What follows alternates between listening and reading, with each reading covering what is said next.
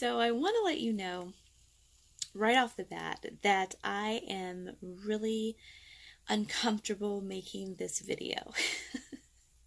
And that's why I think it's so important that I make this video because of just how uncomfortable it makes me.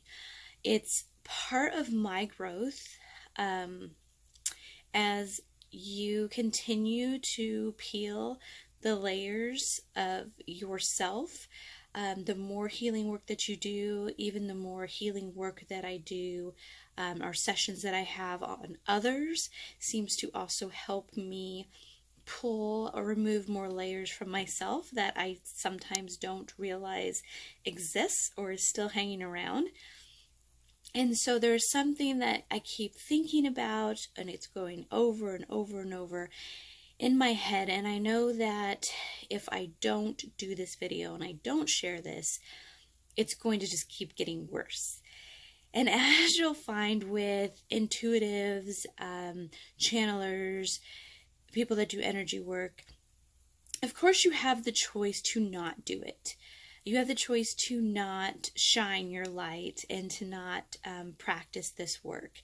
But if you don't do it, it feels like it just gets stronger and stronger until you just have to let it out. Like you almost can't keep it in anymore. And so that's why I'm making this video. If you've seen me before, you probably haven't seen a whole lot of me. I do have a lot of things on lockdown. I seem to be, or have been in the past, a more private person. I was very happy and content with being in the background.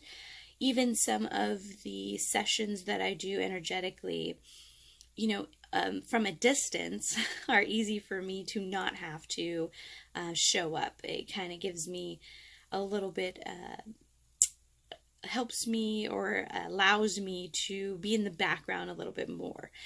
It's not the same when I'm doing sessions in person, of course, because I'm face to face here in the city, but yeah, I just tend to kind of sit more in the background. And the reason is, and what I've been discovering, and lately the energy that's been coming up, is when I was younger, when I was much younger, like 11, 12 years old, I had these friends, these girlfriends. I'm going to put in quotation friends because they were not really my friends, but I thought they were. And I remember them telling me, now these girls were very beautiful. They were like from islands, very exotic, very beautiful girls. And I remember one day they told me, they said, "Oh my goodness, if you were skinnier, we wouldn't be able to hang around you anymore." And I thought, okay, wow. And of course I was an empath back then and I didn't realize it. I thought, okay, so first off, I must be big. And back then I literally was a size maybe seven or 8. I definitely was not big, but they made me feel, and I felt that, okay, I was this big girl. And not only that, I started thinking, okay, well, if you are skinnier and you are more attractive, then the girls don't want to hang around you anymore. So this kind of stayed in my mind. Now, this was not the first time I had girls attack me, so to speak, with the, you think you're all that, or because I'm biracial, you think that you're better than us because your hair looks the way it does, or, I used to get that a lot growing up. And I ended up with an eating disorder for a long time. I just would not really eat.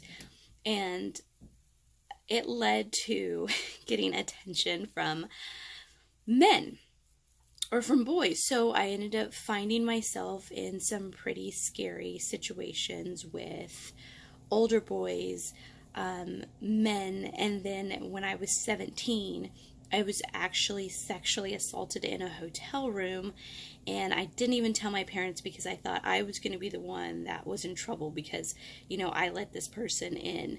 And this created a whole nother scenario. So then it was like, you can't really be yourself around women. You definitely can't put yourself out there and be confident or look a certain way, because you're not going to have any girlfriends and nobody's going to want to hang around you.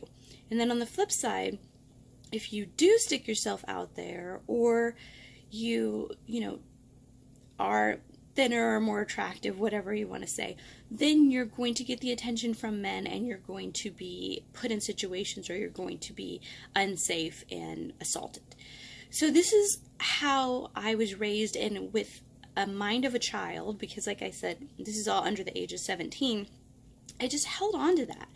I held on to that feeling, and this is stuff that I thought I released and I worked through, which I really did, but aspects of that energy was still trapped inside, because it's causing me to having those feelings of not wanting to put myself out there. Like, I don't really want to put myself out there. I don't feel comfortable sticking myself out to be criticized, to be viewed, to be analyzed. But when it comes to this work that we're doing, when it comes to the energy work, when it comes to being a light worker, like I said, it just becomes so strong, and just it's so hard to keep it in, because it really is not just your message. You're really there to help other people, and you just can't keep it in, so you just let it out. And right now, with the support system that I have the most amazing friends. I have the most amazing spiritual friends who are on the same journey, and there's no better time than now for not only myself but for all of us to really let our light shine, and to be out there, and to be present, and to share our gifts and share what we know, so that we can help other people. Because that's really, if you're coming from the right space, if you're coming from that heart space, that's what we all want to do, is help people. I feel like my throat chakra is just on fire right now. This is so much that I haven't shared with hardly anyone throughout the years. And this is many, many years. I'm not going to give my age, but it's many, many years where there's still that aspect, or those feelings that are trapped, that are trying to keep me small and try to keep me behind the scenes. So I had to share this. My guides were just pushing me and pushing me. I hope that it helps somebody. If not, it's all part of my journey and helping me grow. I love you all so much. I'm your biggest cheerleader. I want nothing but to see all of you succeed. I have love for you. Don't feel ever that you are judged or that you're not good enough. And just speak your truth. Okay, that's it. Bye.